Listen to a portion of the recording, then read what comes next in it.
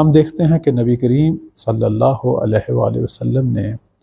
اپنے روز و شب کے ٹائم کو 3 حصوں میں تقسیم کیا ہوا تھا۔ مثلا ایک حصہ جو ہے وہ اللہ کی عبادت کے لیے مخصوص کیا ہوا تھا، 24 گھنٹے میں اس حصے میں وہ عبادت کرتے تھے، یعنی خود انہوں نے اپنے ٹائموں کی تقسیم بندی کی تھی۔ اور اس میں سے ایک حصہ جو ہے وہ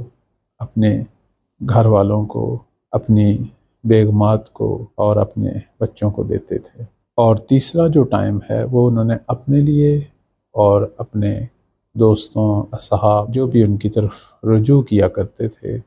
ان کے لیے مخصوص کیا ہوا تھا۔ تو سب سے پہلا درس جو ہے وہ یہ ہے کہ ہم اپنی زندگی میں ایک نظم پیدا کریں، منظم کریں، اللہ کے لیے بھی یعنی عبادت کے لیے بھی ٹائم نکالیں۔ وہ جو لوگ شب و روز عبادت میں مصروف رہتے ہیں اور حقوق الناس کے حوالے سے بہت ساری ذمہ داریوں سے غافل ہیں، تو اس کا مطلب